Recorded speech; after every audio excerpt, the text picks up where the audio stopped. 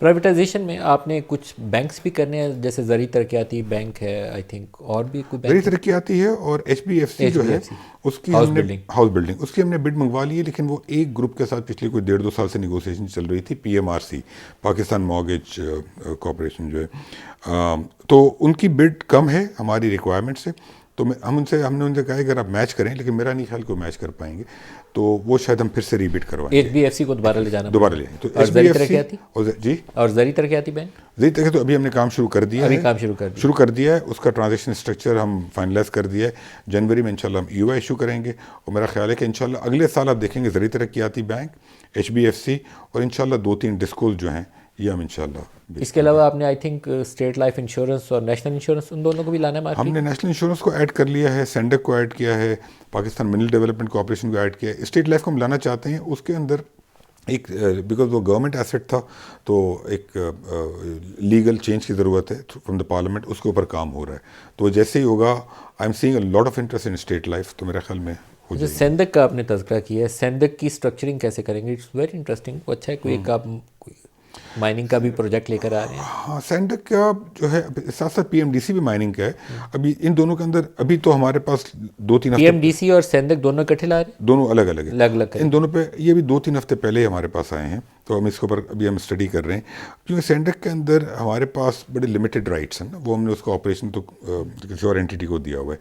PMDC के अंदर हमारे पास माइंस के राइट्स हैं, लेकिन उसमें देखना पड़ेगा कि जब ओनरशिप चेंज होगी तो कौन से राइट्स हमारे पास रहेंगे, कौन से नहीं, तो उसके सारे एग्रीमेंट्स देखने पड़ेंगे। तो थोड़ा सा भी अर्ली स्टेज में, बट ये फैसला हो गया कि सैंडक और PMDC को भी प्राइवेटाइज कर दें। और सुई दोनों, उनका क्या करेंगे? सुई नॉर्थ और सुई सदर्न? देखिए, मेरा अपना ख्याल है कि हमें इन्हें प्राइवेटाइज कर देना चाहिए। I am a strong believer कि दोनों स्वीज हम जितनी जल्दी प्राइवेटाइज कर दें बेहतर। ये पूरी जो पेट्रोलियम चेन है ना, ये गवर्नमेंट के हाथों में जो है, इससे हमें नुकसान हो रहा है। हमारी एनर्जी कॉस्ट इतनी ज़्यादा है, LNG टर्मिनल हम लगा के गारंटीड रिटर्न देते हैं, उनमें हमारे रिटर्न जो हम दे रहे हैं डॉलरों में, वो 25% से ऊपर रिटर्न है। हम क्यों दे रहे हैं इतने रिटर्न?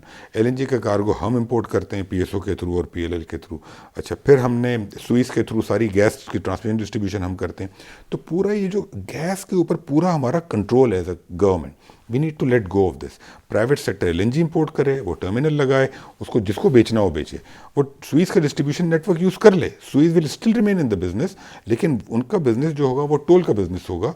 और दोनों स्वीज को जो उनमें चोरियां हो रही हैं, हम कब तक ये बर्दाश्त करेंगे? तो हमें दोनों स्वीज को प्राइवेटाइज कर देना चाहिए। उससे पहले उसके अनबंडलिंग या जो रीस्ट्रक्चरिंग करनी होगी वो करनी होगी।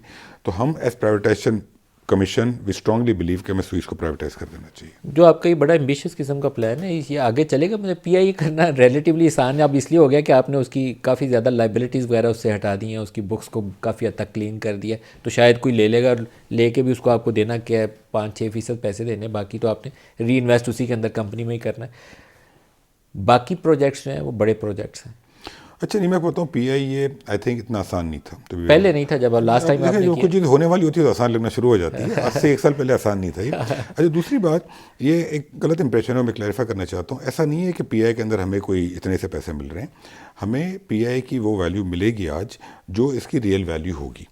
आपने लास्ट टाइम बिड देखी थी जो आई थी, अनरियलिस्टिक थी, मैं मानता हूँ। 10 अरब था। हाँ, अनरियलिस्टिक थी, मैं उसको कंपेयर भी नहीं कर रहा, लेकिन जो एसेट की आज वैल्यू हमने तो पूरी दुनिया में एडवर्टाइज कर दिया है ना, जिसको आके आके बिड लगानी हो लगा दे। तो जो पैसे में मिलेंगे, ये 7.5% के अलावा 25% भी हमें मिलेगा, और ये 25% जो इन्वेस्टमेंट होगी उसके बाद कैलकुलेट होगा। जो पैसे डलेंगे बिड के, उसके बाद जो 25% की वैल्यू होगी वो हमारे पास आएगी। दूसरी बात, आपने तकरीबन 700 अरब की लाइबिलिटीज़ उसकी हटाई हैं। सर, 700 अरब की लाइबिलिटी में साल का सूद है 100 अरब।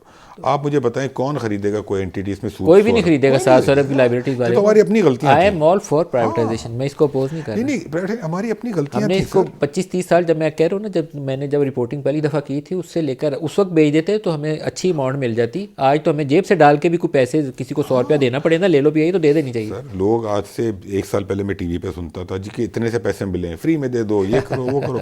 आज वही लोग सवाल करते हैं जी। तो पीपल चेंज। प्राइवेटाइजेशन करनी चाहिए। हाँ। मैं बिल्कुल अपोज नहीं कर रहा, मैं सपोर्ट कर रहा हूँ, करनी चाहिए, ताकि एयरलाइन चले, बैठने के लिए किसी को जहाज़ में असर है। बिल्कुल। अभी तो और वो इस काबिल नहीं है। दूसरी क्लैरिफिकेशन में, लाइबिलिटीज़ जो है ना, जो ट्रांसफ़र की हैं, हमने 21 बिलियन की लाइबिलिटीज़ की हैं, 200 बिलियन की बैलेंस शीट है PI की। उसमें से 21 बिलियन की दी और फ्रेंकली ये 650 की पहले भी तो की है ना आपने, होल्डिंग कंपनी में डाली। वो तो कसूर ही नहीं था ना किसी बिडर का, वो कोई नहीं लेता। अभी एयर इंडिया जब बिकी है तो उसके अंदर भी गवर्नमेंट ऑफ इंडिया को पता नहीं कितनी लाइबिलिटीज़ देनी पड़ी और $1 पे बिकी है वो। तो लाइबिलिटीज़ अगर आप ये ट्रांसफ़र ना करते ये कभी ना बिकती, आप यही साल के नुकसानात करते रहते। लाइबिलिटीज हटानी पड़नी थी। 700 अरब का खसारा कोई क्यों बुक करेगा? मैं ऐसी गलत बातें नहीं कर रहा, करनी चाहिए। हाँ एग्जैक्टली। और 21 अरब की लाइबिलिटी अगर आप हटाते हैं 200 अरब की बैलेंस शीट के ऊपर, it's not a big number. Because देखें ना, अगर नेगेटिव इक्विटी वाली बैलेंस शीट थी लास्ट टाइम, नहीं बिकी ना। स्पेयर्स इसके चोरी हो गए हैं, जहाज़ों के इंजन इसके चोरी हो गए हैं, इसके अंदर कुछ नहीं छोड़ा हमने 20-25 सालों में, तबाही की है सर इसकी। 31 प्लेन्स हैं, 18 चलते हैं। 18 क्यों चलते भाई? इसी पीआईए के कुछ अर्से पहले 50 प्लेन उड़ते थे, 50 प्लेन्स। कल मैं प्रेस कॉन्फ्रेंस में बताऊंगा क्या क्या हुआ है इस एनटीडी के साथ, हमने किस तरीके से मिसमैनेज किया इस चीज़ को। तो सर अल्लाह का शुक्र है